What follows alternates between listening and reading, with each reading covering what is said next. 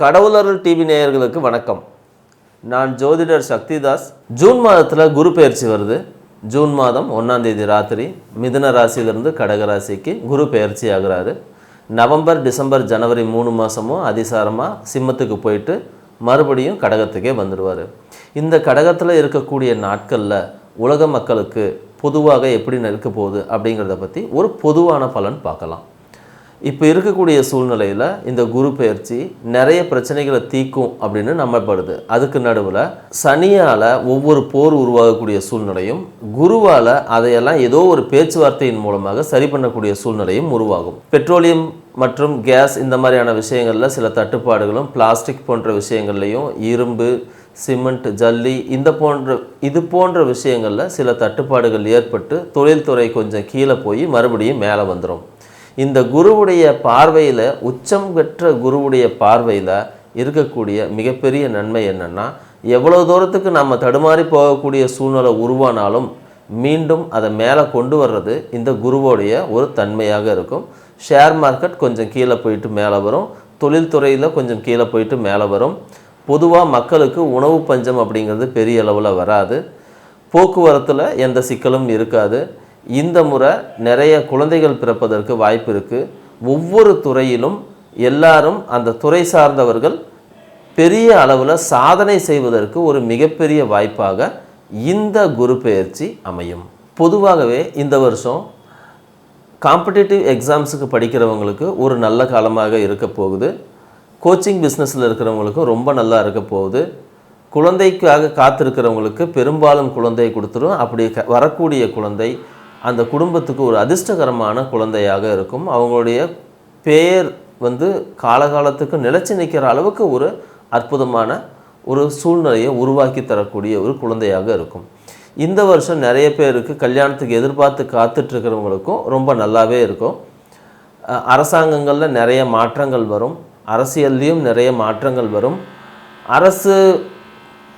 அரசியலில் இருக்கிறவங்களுக்கு இவ்வளவு நாள் இருந்து வந்த பிரச்சனைகள், நெருக்கடிகள், கடந்த ஒரு வருஷமாக ரொம்ப பெரிய சிக்கல்களில் இருந்தவங்களுக்கெல்லாம் இப்போ ஒரு பெரிய மாற்றங்கள் உண்டாகும். ரொம்ப நாள் அரசியல் அதிகாரம், பதவி உயர்வு இந்த மாதிரி எதிர்பார்த்தவங்களுக்கு ஒரு அற்புதமான வருடமாக இருக்க போகுது. குரு எப்போவுமே வரும்போது தங்கத்தின் விலையில் ஒரு கீழே கொண்டு போய் மறுபடியும் மேலே ஏற்றுவார். ஸோ மக்கள் சுபிட்சமாக வாழ்கிறதுக்கு இந்த குரு பெயர்ச்சி மிகப்பெரிய அளவில் உங்களுக்கு ஒரு நன்மையை உருவாக்கி தரும். இனி ஒவ்வொரு ராசிக்கும் குரு பெயர்ச்சி என்ன விதமான பலன்களை கொடுக்க போகுது அப்படிங்கிறத பற்றி பார்க்கலாம். சிம்ம ராசிக்கு 2026 குரு பெயர்ச்சி எப்படி இருக்கும் பார்க்கலாங்க. சிம்ம ராசி, குடும்பத்தில் சிக்கல், மிகப்பெரிய வெறுப்பு, விரக்தி, இவ்வளோ பிரச்சனைகள் இருக்குது. கேட்டது எதுவுமே கிடைக்கல, நினச்சது எதுவுமே நடக்கலை, நிறைய முயற்சி பண்ணிக்கிட்டே இருக்கிறோம், நிறைய சிக்கல்கள் வந்துக்கிட்டே இருக்குது.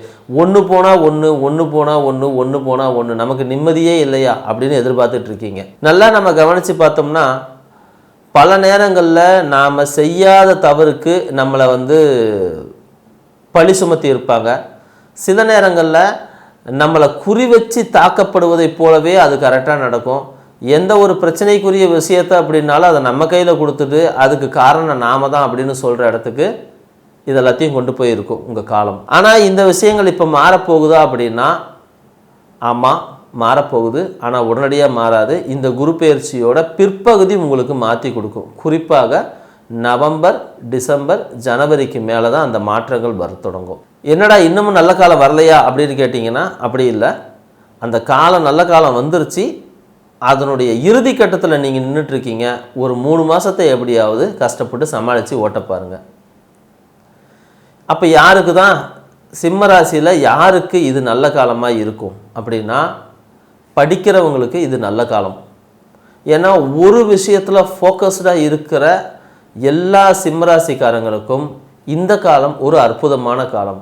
ஸோ படிக்கிறவங்க படிக்கிறதுல மட்டும் ஃபோக்கஸ் பண்ணுறாங்க, ஒரு எக்ஸாமுக்கு முயற்சி பண்ணிகிட்ருக்காங்க, மெடிக்கலுக்கு படிக்கிறாங்க, எலக்ட்ரிக்கல் சம்பந்தமாக படிக்கிறவங்க, வணிகம், நிர்வாகம், தலைமைத்துவம், சட்டம், அரசியல் இதை சார்ந்து படிக்கிறவங்க, ஆன்மீகத்தை சார்ந்து படிக்கிறவங்க, இவங்களுக்கு எல்லாத்துக்குமே இந்த காலம் ஒரு நல்ல காலம். ரொம்ப ஃபோக்கஸ்டாக இருக்கும்போது இந்த காலம் உங்களை பெரிய அளவில் எந்த சிக்கலுக்கும் உள்ளாக்காது. அதே சமயம் நீங்கள்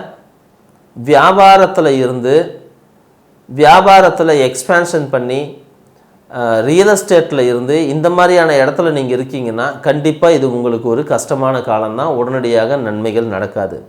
யார் யாருக்கு உண்மையிலே இது கஷ்டம் கொடுக்கும் அப்படின்னா, அரசியல்வாதிகள், அரசு அதிகாரிகள், அரசில் வேறு எந்த பணி செய்கிறவங்களாக இருந்தாலும் இவங்களுக்கு கஷ்டம்தான். தொழில் செய்கிறவங்களுக்கு பெரிய அளவில் பணம் வெளியே போயிட்டு வராமல் மாட்டிக்குவாங்க. இல்லைன்னா கொடுத்த பணம் வரல, இல்லைன்னா வாங்கின பொருளுக்கு பணம் கொடுக்க முடியுது அப்படிங்கிற ஒரு இக்கட்டான சூழ்நிலை சிம்மராசிக்கு உருவாகிடும். ரியல் எஸ்டேட்டில் பெரிய பெரிய பணம் போட்டவங்க மாட்டிக்குவாங்க. இல்லைன்னா சட்ட சிக்கல்கள் ஏதாவது வந்துடும். அரசு அதிகாரிகள் கூட தொழில் செய்கிறவங்க எந்த விதமான சிக்கலும் உருவாக்காமல் பார்த்துக்குங்க. சட்ட சிக்கல்கள் பெரிய அளவில் தயாராக இருக்குது. இன்னும் ஒரு 3 மாதத்துக்கு அதனுடைய தாக்கம் தொடரத்தான் செய்யும். அரசியலில் மேல் மட்டத்தில் இருக்கிறவங்களுக்கு பதவிகள் இயல்பாகவே கிடைச்சிடும். கீழ் மட்டத்தில் இருக்கிறவங்க அதை பற்றி போராடிக்கிட்டே தான் இருப்பாங்க. இந்த முறை இது தவிர்க்கவே முடியாது. உயர் அதிகாரிகள் கூட தயவு செஞ்சு எந்த விதத்துலேயும் சிம்மராசிக்காரங்க பகை பாராட்டாமல் இருப்பது ரொம்ப ரொம்ப நல்லது.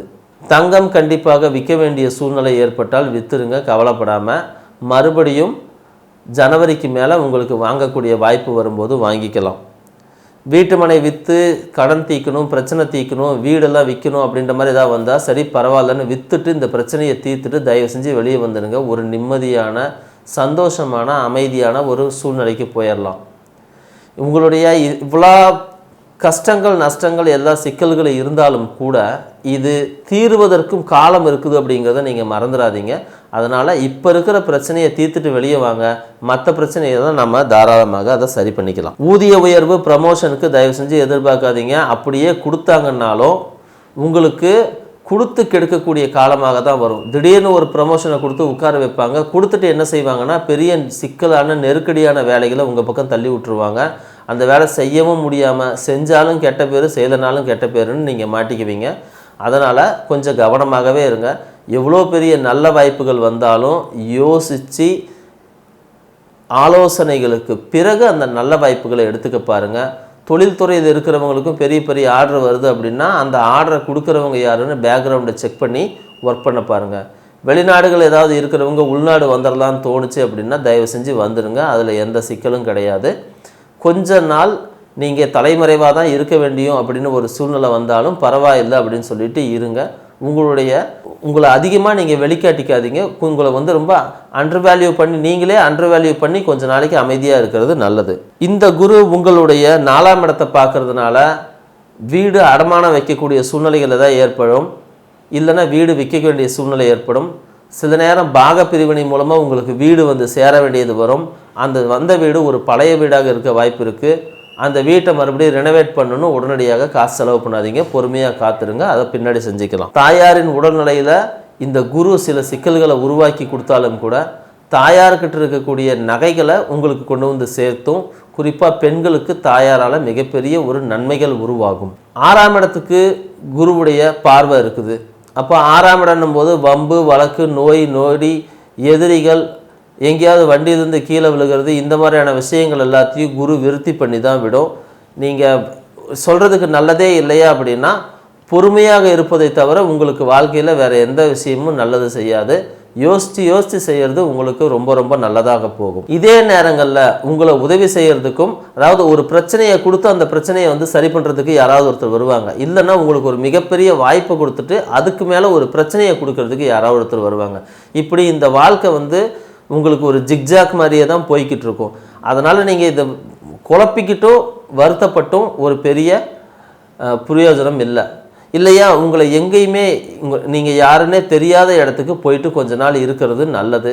ஆன்மீக பயணங்களில் நாட்டங்கள் செலுத்துறது நல்லது. நிறைய கோவில்களுக்கு போயிட்டு வர்றது நல்லது. கொஞ்ச நாள் தியானம், யோகா இந்த மாதிரியான விஷயங்களுக்கும், கொஞ்ச நாள் இந்த மலை பிரதேசங்களுக்கும், எங்கேயாவது மற்றவர் கண் பார்வையிலிருந்து மறைந்து வாழக்கூடிய சூழ்நிலைகள் இருக்குது அப்படின்னா அந்த இடத்துக்கு போயிடுறது சிம்மராசிக்கு மிகப்பெரிய நன்மையை தரும். குழந்தைகள் வகையில் கண்டிப்பாக இவங்களுக்கு நன்மை இருக்கும். தந்தையார் வகையிலையும் இவங்களுக்கு மிகப்பெரிய நன்மை இருக்கும். வெளிநாடு போகிறது அப்படின்னா வெளிநாடு போயிட்டு வந்துடுங்க. அதுக்கு இந்த நேரம் ஒரு சூப்பரான நேரம். வெளிநாடு வாய்ப்பு ரொம்ப அற்புதமாக இருக்குது. 8ஆம் இடத்துல சனியும் 12ஆம் இடத்துல குருவும் இருக்கிறது. நீங்கள் வெளிநாடு போகலாம் அப்படிங்கிறத காட்டுது. ஸோ உள்ளூரில் இருக்கிறது தான் உங்களுக்கு எல்லா பிரச்சனைக்கும் ஒரே காரணம். வெளியே இருக்கிற இடம் விட்டு வெளியே போயிட்டீங்கன்னா உங்களுடைய 90% பிரச்சனை தானாகவே குறைஞ்சிரும். சிவ வழிபாடை தொடர்ந்து எடுத்துக்க முடியுமான்னு பாருங்கள். மலை மேலே இருக்கக்கூடிய கோவில்களுக்கு போயிட்டு வர முடியுமான்னு பாருங்கள். அமாவாசையும் கேட்டை நட்சத்திரமும் வரக்கூடிய ஒரு நாளில் நீங்கள் மலை கோவில்கள், சிவன் மற்றும் வயதானவர்கள் இந்த மாதிரி இருக்கிறவங்களுக்கு உதவி செஞ்சுட்டு வர வர உங்களுடைய வாழ்க்கையில் இருக்கக்கூடிய பிரச்சனைகள் படிப்படியாக குறையும். குழந்தைகளுக்கு நிறைய உதவி செய்யுங்க, வயதானவர்களுக்கு நிறைய உதவி செய்யுங்க, முடிஞ்ச அளவுக்கு தானம் தர்மம் செய்யுங்க. இது செஞ்சாலே போதுமானது. நான் சொன்ன அந்த குறிப்பிட்ட நாளில் உங்களுடைய பிரச்சனைகளை ரொம்ப எளிமையாக தீர்த்துக்கிற அளவுக்கு உங்களுக்கு ஒரு வாய்ப்பு கிடைக்கும். நன்றி, வணக்கம். கடவுள் அருள் டிவியை பார்த்தமைக்கு நன்றிகள். மேலும் இது போன்ற தகவல்களை தெரிந்து கொள்ள கடவுள் அருள் டிவியை சப்ஸ்கிரைப் செய்யுங்கள். மறக்காமல் பெல் ஐக்கானை கிளிக் செய்யுங்கள்.